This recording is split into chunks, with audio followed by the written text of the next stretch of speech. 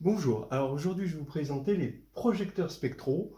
Bon, tout le monde connaît plus ou moins les projecteurs spectraux quand il a fait une licence en mathématiques, mais cette fois-ci par le biais de l'analyse complexe. C'est mon étudiant Tristan Bullion, donc je le remercie au passage de m'avoir indiqué ce joli résultat qui fait qu'on a gagné sa journée. Alors cette fois-ci, les projecteurs spectraux, au lieu d'être sur un corps de décomposition du polynôme caractéristique, bon, on est sur C, pour pouvoir faire de l'analyse complexe justement. On prend A, une matrice sur C, on va regarder le spectre de A, on appellera pour lambda dans le spectre de A, M lambda sa multiplicité, algébrique. On a donc par le lemme des noyaux que Cn se décompose en sous-espace caractéristique les kers de A moins lambda identité puissance M lambda. Alors on pose Q lambda le produit des x moins mu puissance M indice mu pour mu différent de lambda. Ce qui fait que quand on multiplie Q lambda par x moins lambda puissance M lambda, eh ben, on obtient évidemment le polynôme caractéristique. Donc, quand on regarde sur les valeurs propres distinctes, évidemment, les x moins lambda puissance m lambda sont 2 à 2 premiers entre eux, et donc c'est facile de voir que les q lambda sont globalement premiers entre eux, ce qui fait qu'on a une identité de Bezout, et on a l'existence de polynômes u lambda, tel que la somme de u lambda q lambda est égale au polynôme constant égal à 1. Voilà, donc ça c'est l'identité de Bezout assez classique qui permet d'ailleurs de prouver le lemme des noyaux. Et au passage, on récupère le polynôme u lambda q lambda que l'on évalue en A, on appelle ça pi lambda. Alors pi lambda c'est une matrice, hein. Ici on est dans Mn de C, hein. Voilà. Pi lambda forcément est un projecteur sur le sous-espace caractéristique K lambda, ici, et parallèlement à la somme directe des sous-espaces caractéristiques distincts. Voilà. Alors bon, bien évidemment, pourquoi c'est en quelque sorte, vous voyez, que l'idée est que Bezout est un théorème de partition de l'unité. Hein, c'est-à-dire qu'on a l'unité ici, et que là, on partitionne en quelque sorte l'unité. Et un projecteur, c'est finalement, ça s'écrit dans une certaine base, voilà, c'est semblable à une matrice avec que des 1 et des 0, d'accord, qui est aussi une partition de l'unité, dans le sens que l'unité, là, ce serait la matrice identité. Voilà, bon, j'en dis pas plus. Ce théorème et la méthode, donc cette décomposition et les projecteurs spectraux sont bien connus. Donc les pi lambda, ce sont les projecteurs spectraux. Et ce sont ces projecteurs spectraux qui vont se réaliser via l'analyse complexe. Alors voici le théorème. On va prendre un circuit de C d'indice 1 autour de lambda et 0 autour des mu qui sont différents de lambda, mais qui sont dans le spectre. Hein. Ce qui veut dire que si vous avez le spectre comme ceci, là, vous voyez, vous avez le spectre de A, avec les mu comme ça, et vous avez lambda, vous prenez un petit circuit là qui fait le tour de lambda, mais sans toucher évidemment le reste du spectre. Donc il faut que gamma soit complètement dans le complémentaire du spectre dans C et n'entoure que lambda. Il entoure lambda et il n'entoure que lambda en faisant juste une fois le tour. Alors maintenant, on sait intégrer sur gamma de lambda des fonctions qui sont intégrables sur C. Et comme on sait intégrer des fonctions, on peut intégrer terme à terme des matrices. D'accord ? C'est juste l'intégration terme à terme et toujours l'intégration sur gamma lambda. Bien. Alors, ce que dit le théorème, c'est que pi lambda, donc notre fameux projecteur, c'est 1 sur 2 pi intégrale de gamma lambda zin moins a puissance moins 1 dz. D'abord, c'est une formule des résidus. C'est-à-dire que on sait que la formule des résidus, ça va être que f de A, c'est, bon, on peut l'écrire ici, hein, une formule des résidus, ce serait que f de A, ce serait 1 sur 2 pi, l'intégrale sur un certain chemin, de f de z, divisé, alors si A était une variable complexe, là c'est une matrice, mais si A était une variable complexe, de z moins A, d'accord, comme ceci, dz, avec gamma qui entoure A en quelque sorte. Alors, comment voir cette formule-là? Ben, cette formule, c'est que je prends f de z égale 1. Z moins A, comme A c'est une matrice, je le remplace par Z identité moins A moins 1.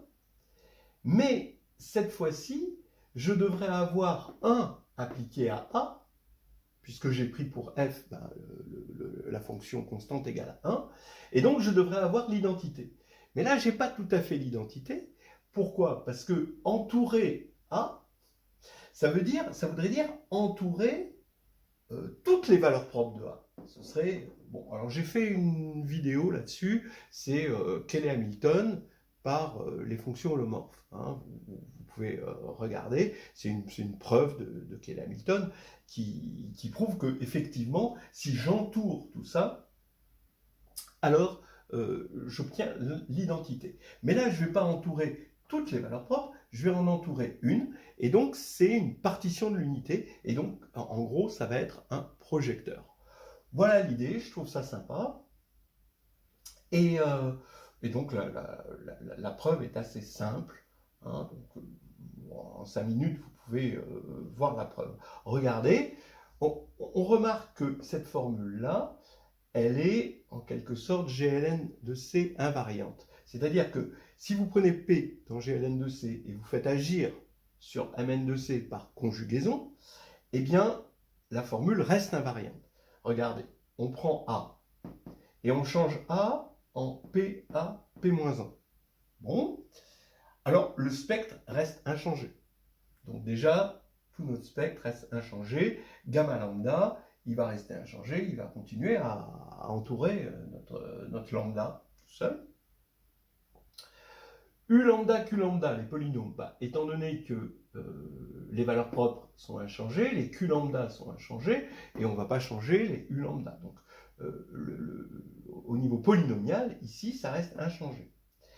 Maintenant, quand on applique en A le polynôme, eh bien, on va remplacer A par PA, P-1, P et P-1 peuvent sortir, d'accord? Parce que une évaluation polynomiale, ça commute avec la conjugaison, c'est bien connu. Donc, pi lambda va être changé en P, pi lambda, P-1. Voilà. Alors voilà en gros pour le membre de gauche. Pour le membre de droite, eh bien, vous voyez bien que ZIN-A-1, alors oui, je ne l'ai pas dit tout à l'heure, c'est que comme Z parcourt un circuit qui est dans le complémentaire du spectre, eh bien évidemment, ZIN-A est toujours inversible. Hein, donc ça, c'est bien défini. Et c'est en quelque sorte une fraction rationnelle en Z. Hein, ici, donc c'est une matrice dont tous les coefficients sont des fractions rationnelles en Z. Bon. Mais maintenant, quand je vais changer A en PA, P-1, P va sortir de l'autre côté ici, ici, IN c'est P, P-1, donc on peut sortir P, pas encore du moins 1, mais P ici et P-1 ici, et ensuite, comme moins 1 est une anti-involution, le P-1, moins 1 va se retrouver à gauche, donc on va avoir P, et ici on va avoir P-1 de la même manière. Donc lui se transforme comme ça. Donc maintenant, c'est pas tout à fait fini, ça veut dire que quand on a changé A en PA, P-1, le P ici et le P-1 sont là, d'accord? Et par linéarité de l'intégrale, hein, vous pouvez vous convaincre facilement qu'on peut sortir le P qui est constant, qui est indépendant de Z, et P-1 ici à droite de l'intégrale. Bon, c'est assez clair. Maintenant, qu'est-ce qui se passe au niveau des K lambda? Donc ça, ce sont des matrices qu'on va appliquer à des sous-espaces. Et ben, tout simplement, K lambda est changé, bien sûr, en P K lambda, puisque K lambda, c'est un noyau, et les noyaux se translatent quand on conjugue au niveau des matrices. Voilà. Alors, ça veut dire quoi, cette GLN invariance? C'est que pour prouver ma formule ici, je vais prendre un élément particulier, on dit de forme normale, dans la classe de similitude de A. Et le plus joli élément général dans la classe de similitude de A, évidemment, c'est la forme bloc de Jordan. Donc ce que je dis, c'est qu'on va pouvoir ramener par la conjugaison par P au cas où A est sous la forme de bloc de Jordan. Donc quand on va intégrer les matrices, ça va rester, quand on va faire ZIN moins A et A est comme ceci, ça va rester des blocs. On va pouvoir intégrer bloc par bloc et je vais juste m'intéresser à un bloc. Alors parmi les blocs, il y a des blocs de Jordan de type lambda, et il y a des blocs de Jordan de type mu différents de lambda. Donc maintenant, qu'est-ce qu'il faut montrer? Il faut montrer qu'on va avoir ceci égale cela, mais qu'est-ce qui est attendu pour le pi lambda? C'est le projecteur ici sur les k lambda, c'est-à-dire le projecteur. Bon, les k lambda, ils sont, si vous voulez, ici, voici k lambda, et ça c'est la somme des k mu. Hein. Et là, vous allez avoir ici le projecteur, donc que des 1 ici, donc une diagonale de 1, c'est ça le projecteur sur k lambda, et des 0 ici, et des 0 partout.